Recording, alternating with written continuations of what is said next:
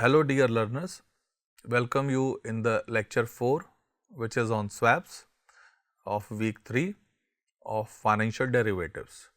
So, in this lecture today we will cover following points: swap and its types, interest rate swaps, swap bank, key applications of swaps, and then we will take up one small case of interest rate swaps.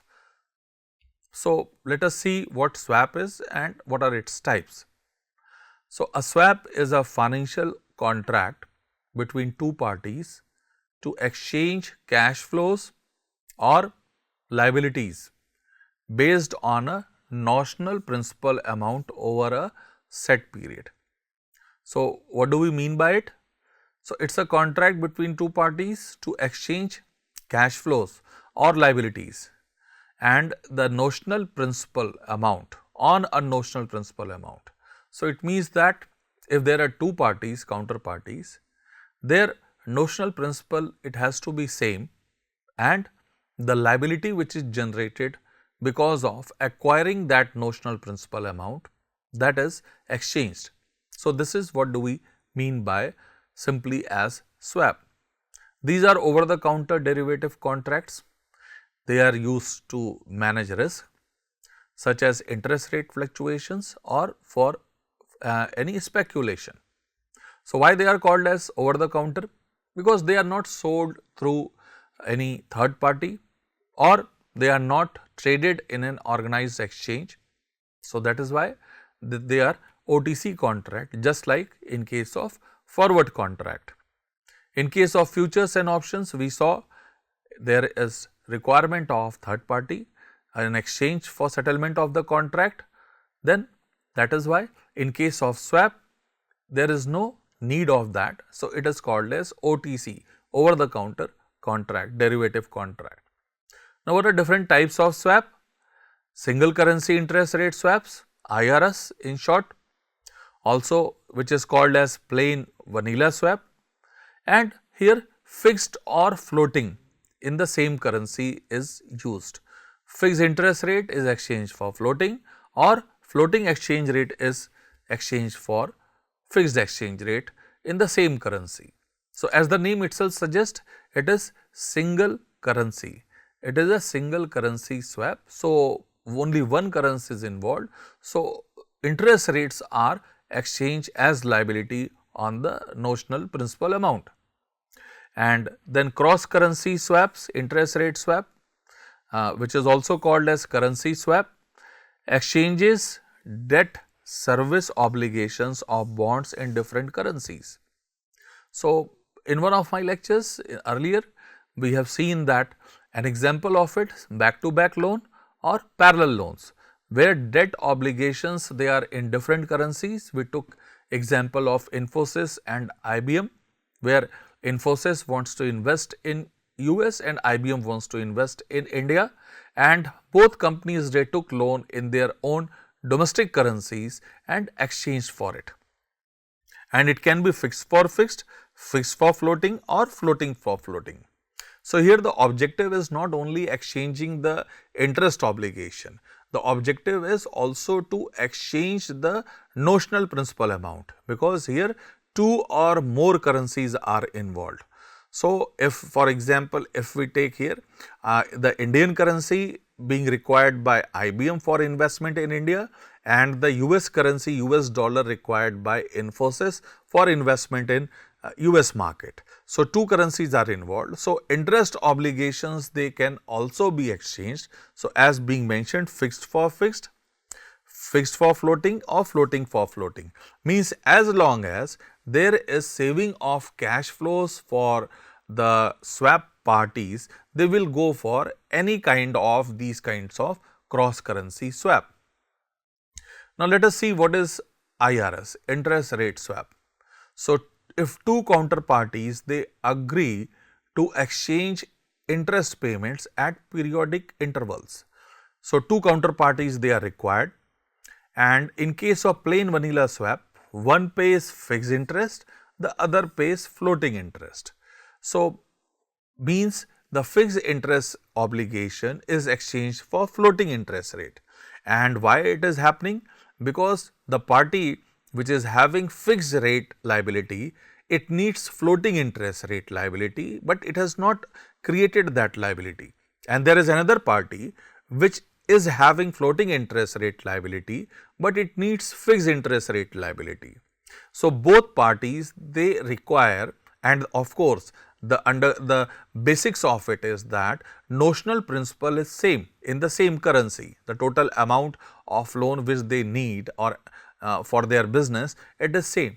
So, only difference is in terms of interest rate, the nature of the interest rate, fixed and floating. So, in that case, fixed for floating, it is called as plain vanilla swap. Liabilities of both parties, they are in the same currency as I said, and the purpose match cash inflows and outflows, achieve cost saving.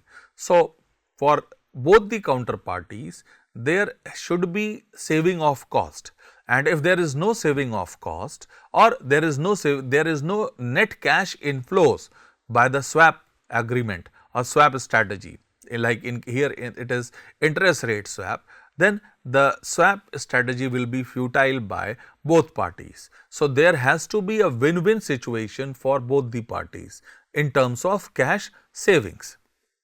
Now, there are certain variations of interest rate swap. Zero coupon for floating. Zero coupon for floating means floating rate payer makes periodic payments and fixed rate payer pays once at end. Now, what is meant by zero coupon? Zero coupon means the interest rate is paid either at once or the cash flows are discounted right at the time of receiving it. So, we call it as zero coupon, means the notional principal does not carry any amount of interest on it. Only the thing is it carries some discounted value, and at the time of maturity or repayment, the payment is at par.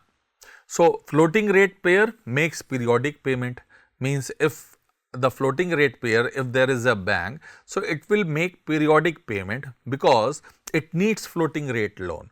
So, there is another party which has issued floating rate notes or floating rate instrument, and it needs to pay, but it does not want it to have that kind of liability or obligation. So, in that case the other party which needs floating rate FRNs, that is floating rate notes or floating rate loans, that will pay a periodic amount of floating rate interest to the other party which has taken actually the loan through FRN as an instrument.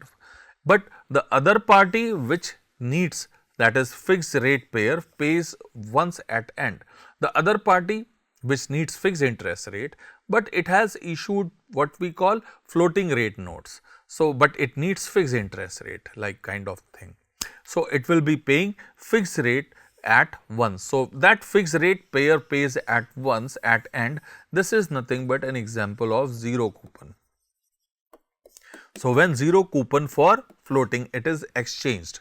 So, this is called as zero coupon for floating interest rate swap. Then floating for floating swap, each side tied to different floating rate indices, that is 3 months or 6 months LIBOR. LIBOR, what is LIBOR? London Interbank Offer Rate. Although it is not in use now, but it acts as a benchmark for determination of floating interest rates. Then amortizing swaps, notional principal reduced periodically, debt service exchanged accordingly.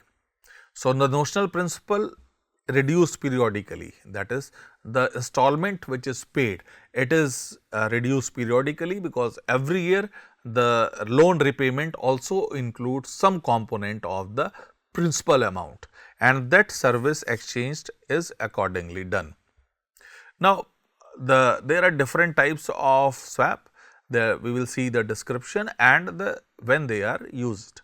So, plain vanilla interest rate swap.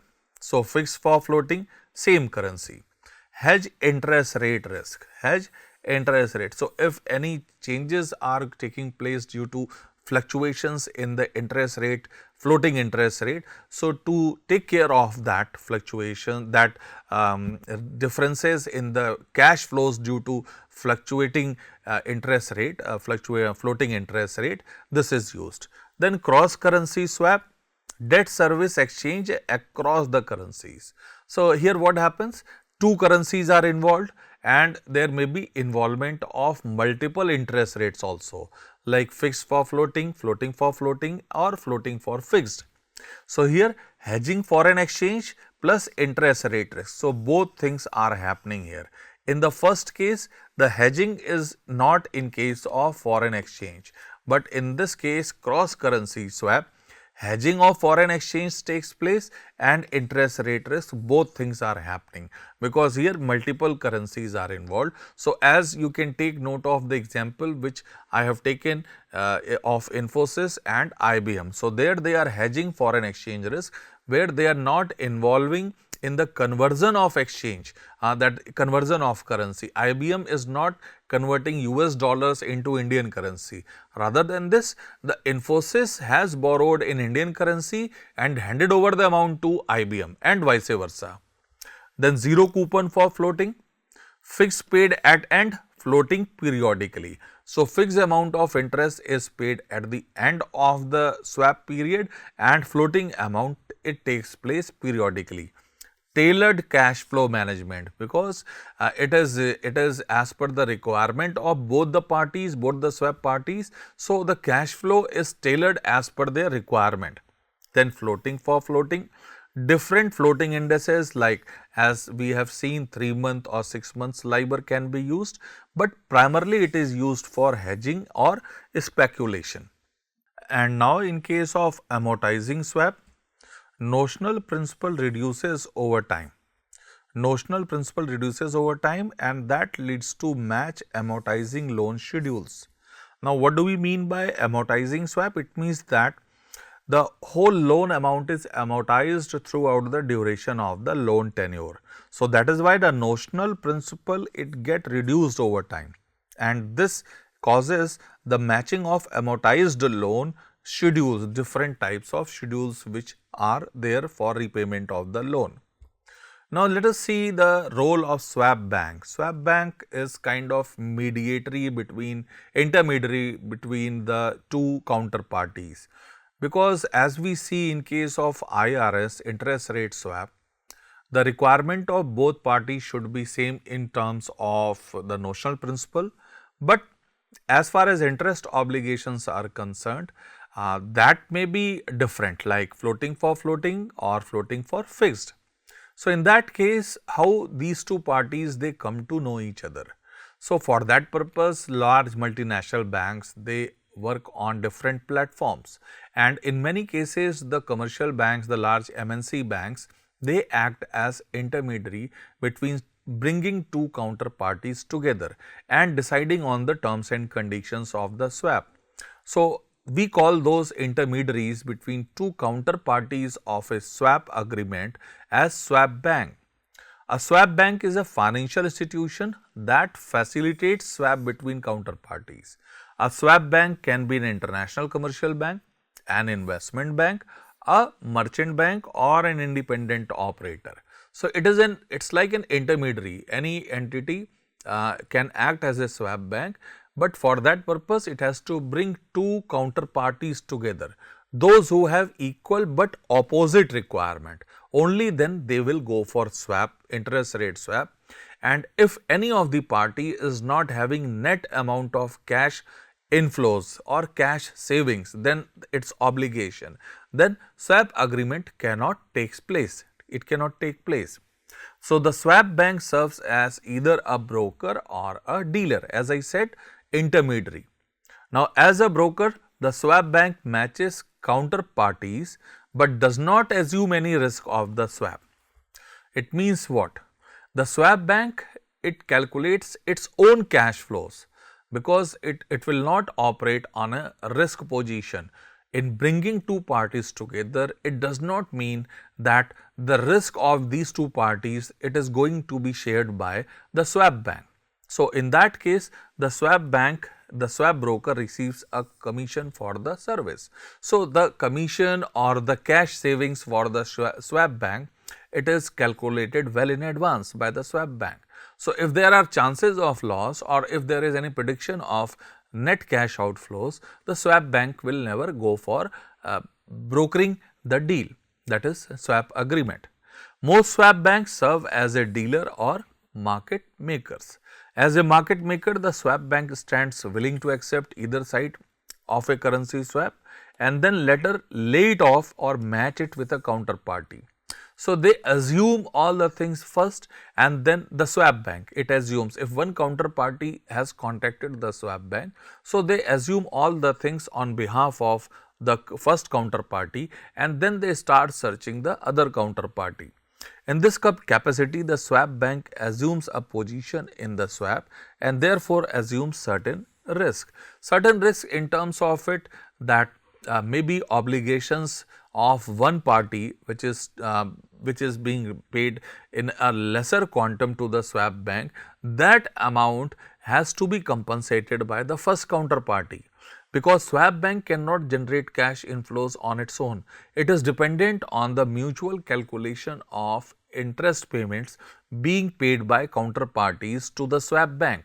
And we will see later on how swap bank earns its profit or make money out of the swap agreement. The dealer capacity is riskier and a swap bank would receive a portion of the cash flows passed through it to compensate it for bearing this risk. So, it means that both the counterparties, when they give cash or their part of the obligation to the swap bank, it assumes that little amount of risk and against that it is compensated through that commission. Now, there are key applications of swap. Let us see that. Risk management, of course, we saw the swaps, they are used for risk, interest rate risk or foreign exchange risk. So, in risk management, the swaps are important and significant factor. Then cost savings, we will see later on that how swap transactions or swap agreement lead to cost saving to the borrowers via lower rates and swaps. Then balance sheet management, match cash inflows with outflows. For example, let me take one example here for balance sheet management. Let's suppose there is a bank and there is a customer in front of the bank which needs a floating interest rate loan. So, in what way, because that is going to be an asset for the bank, because there is a borrower standing in front of the bank who wants to have floating interest rate loan. So, bank will like to create liability in the same interest rate, that is floating interest rate loan.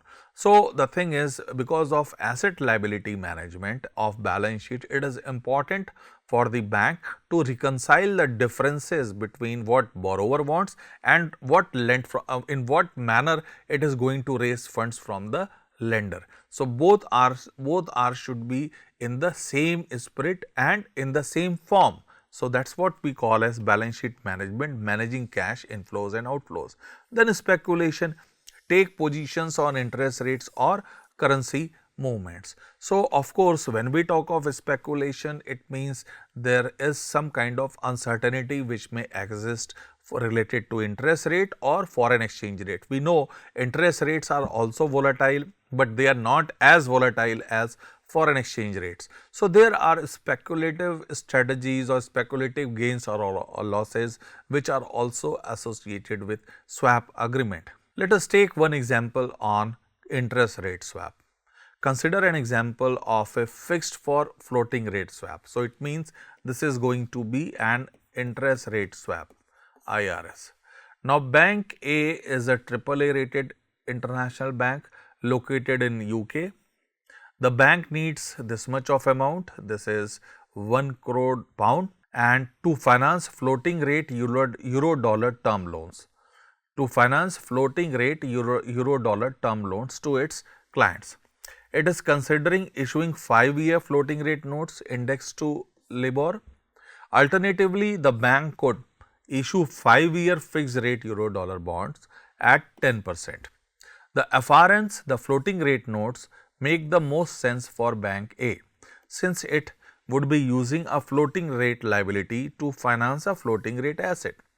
In this manner, the bank avoids the interest rate risk associated with a fixed rate issue. Bank A could end up paying a higher rate than it is receiving on its loan should LIBOR fall substantially.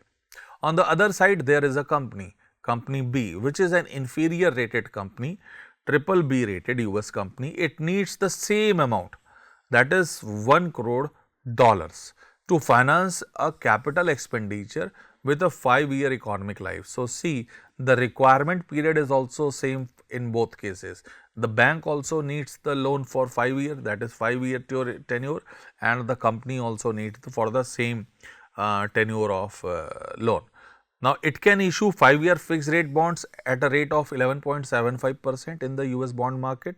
Alternatively, it can issue 5-year FRNs, that is floating rate notes, at LIBOR plus 0.5%. The fixed rate debt makes the most sense for the company B because it locks in a financing cost. It means that if there is a issue of capital expenditure in front of the bank, in front of the company, so in what manner the company is going to create its liability. So, if it is in fixed interest rate, then the cost of financing is fixed, and in that way for coming 5 years the company will not left on to the fluctuations of floating interest rate, and since the interest rate is fixed, so it can go for management of its cash in a better way. The FRN alternative could prove very unwise should LIBOR increase substantially over the life of the note. So, if we assume that company has taken floating interest rate loan and if it goes on the higher side, then that will lead to a substantial cash outflow for the company. So, and could possibly result in the project being unprofitable because of that floating rate note. So, this is the condition for a swap, interest rate swap. So, two parties are there, and let us see these two parties in the summarized way. Now, there is one term also here, QSD, quality spread differential, that I will explain you later on. So, if we summarize it, this is the summary of it, what is given in this example, this one in illustration. So, this is a summary of the table which presents the relative interest rate being offered to these two entities, company B and company A, bank A. So, you see in case of company B, the fixed interest rate is available at 11.75%. The floating interest rate is available at LIBOR plus 0.5%. But since bank A is a better rated entity, so for it the fixed interest rate is available at 10%, that is 1.75% lower than that of company B. But the floating interest rate is available at LIBOR, that is 0.5% less than the company. And you see we have calculated one thing, that is QSD, quality spread differential.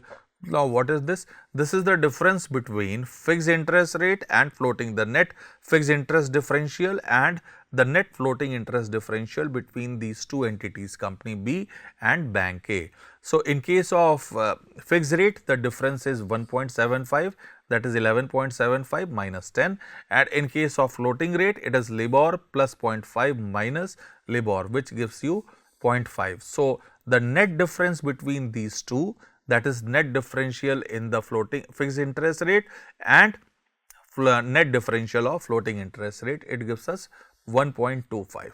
So, as long as this QSD is the difference between the default risk premium differential on the fixed rate debt and the floating rate. So, QSD must exist for a beneficial swap. It means that as long as the QSD is on the positive side, then there are chances of interest rate swap.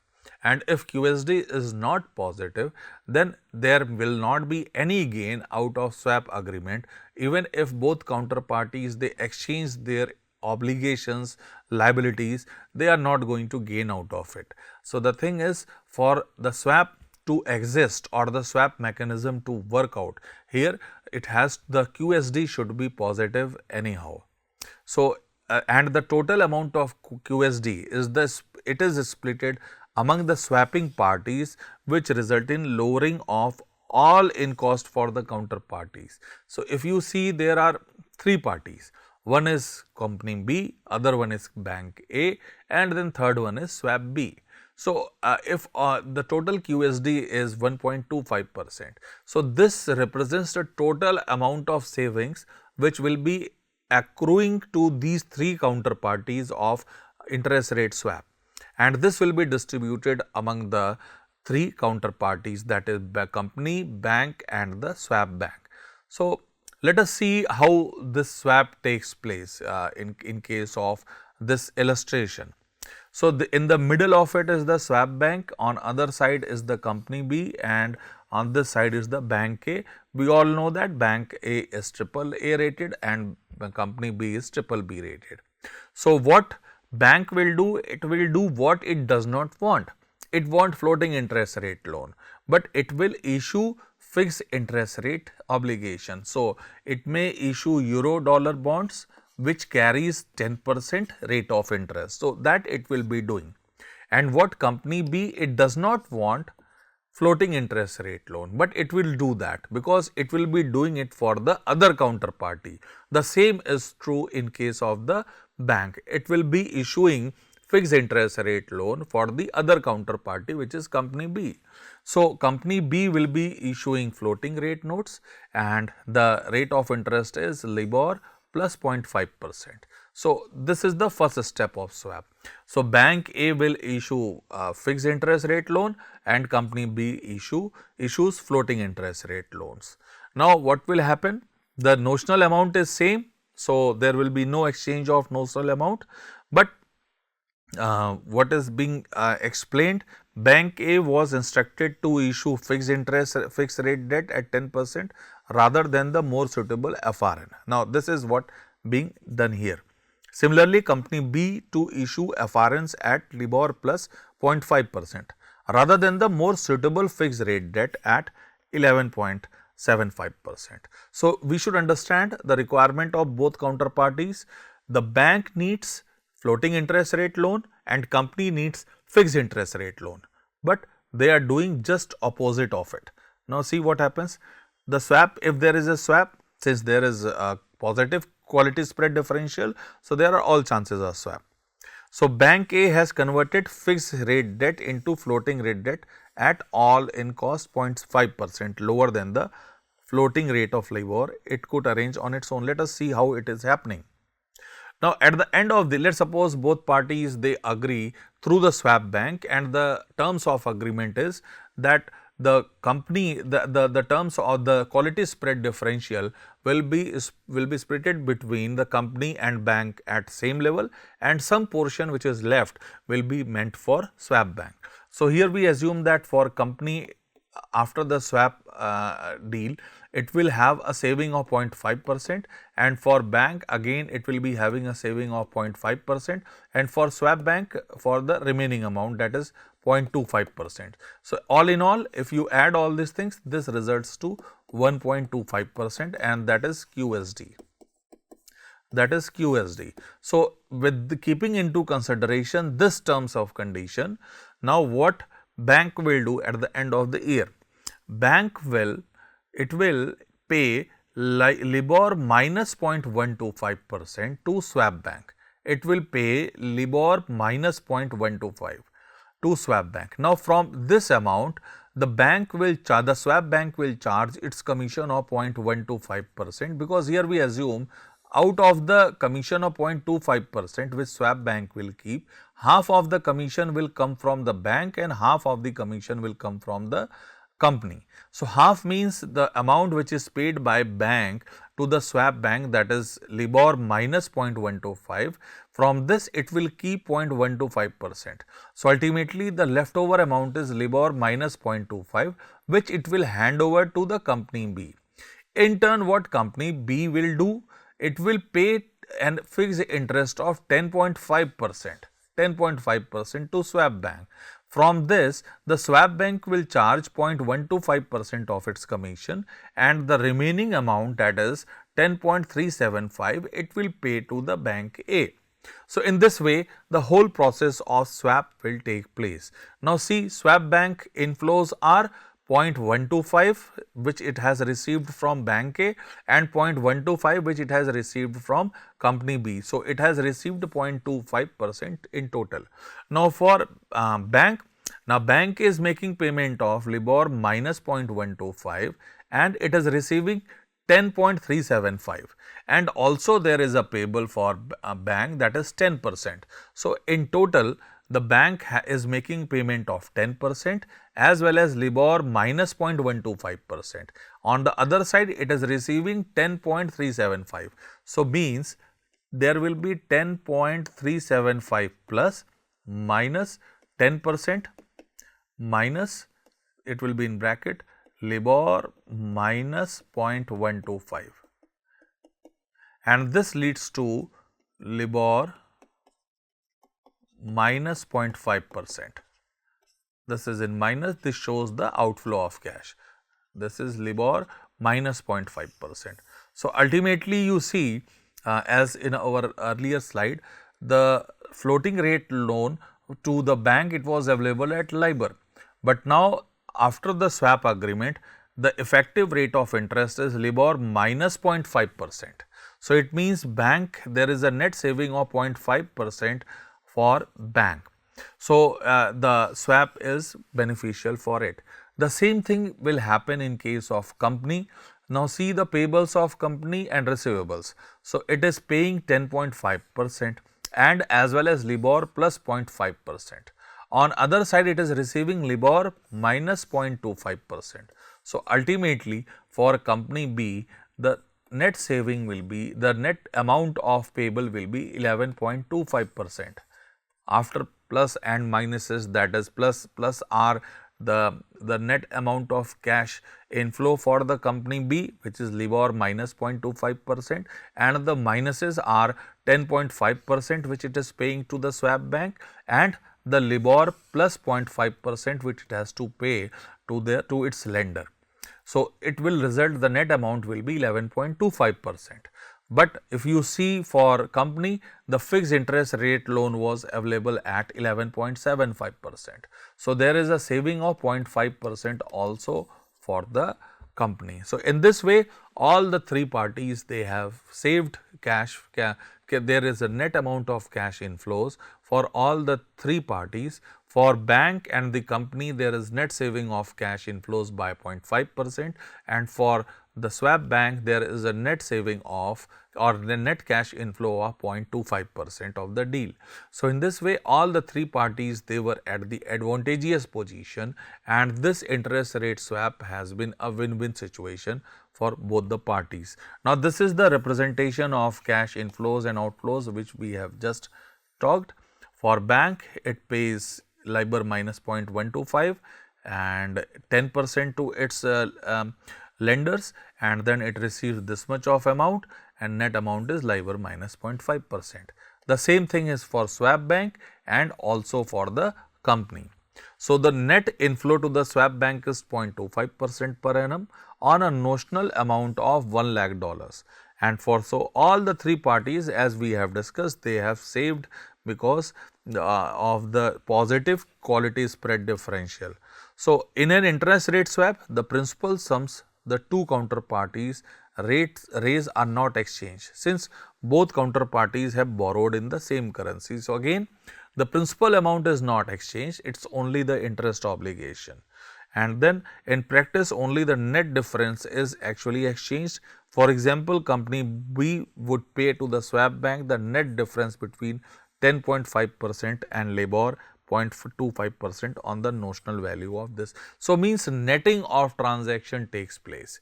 So, in this way we can conclude that if prudently it is done, then it is advantageous to all the counterparties of the swap agreement, and the counterparties, they can effectively manage the interest rate risk. So, these are further readings which you can go for enhancement of your learning.